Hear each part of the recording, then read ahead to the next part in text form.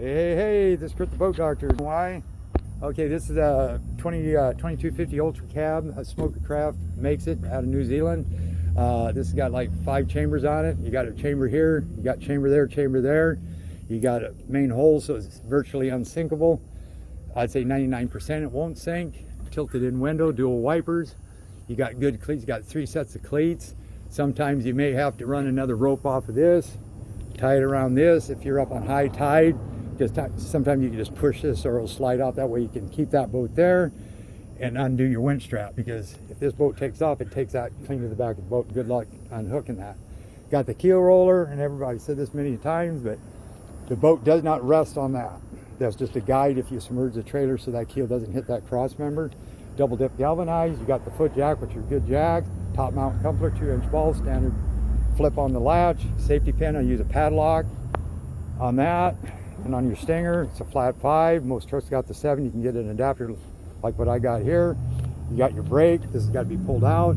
It says backing. You can just do that and twist it, or the other way, in your brake fluid's in there. You got strakes. They call them lifting strakes, and those are pretty good size, and they got a reverse to them. But what it will do to this boat, they never had these before. They just added these. So that's going to help lift the boat quicker. That's what they say. But ideally, to keep the boat straight, this bow, because it's got that V. So instead of walking on you, that will help a lot. You got 4x4 bunks with slicks. That's the way to go on there. 8-foot load guides, tandem axle, ST2 1575 R14s, 50 pounds cold, 5 lugs. You got the good anchor nest here that tilts down. That'll help it drop down into the water. Bow rails, trumpet horn, we need to fix that. These are just notes, so the boat's good to go when you get it. The Fruno X NXT, and I think I could be wrong, but I think it's 74 mile out. We'll have to check when we get in there. Got the rub rail, full paint, gear bath oil hubs, brown good, white bad. White would be if it was coffee with a lot of creamer in it, then they're probably bad.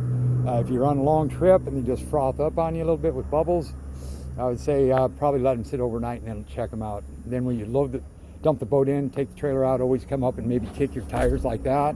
Just make sure your wheel bearings are good. A guy just came in today and he almost lost one. All the trailer lights work. Dive ladder, 1 kilowatt transducer.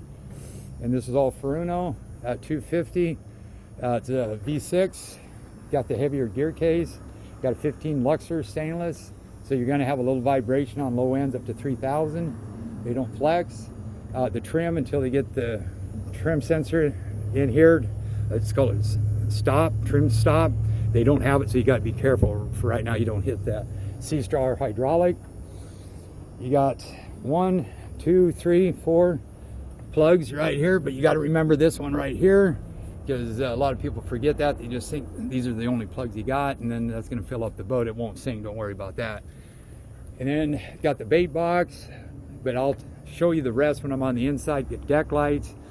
You got your handrails, rear handrails, rocket launchers. You got rocket launchers in the back. You can use them for hand lines. Actually, if you're tuna fishing, you could put a pull in there and a pull in there and make a bar, and then put like 3 hooks and 3 hooks, and there would be your hand lines.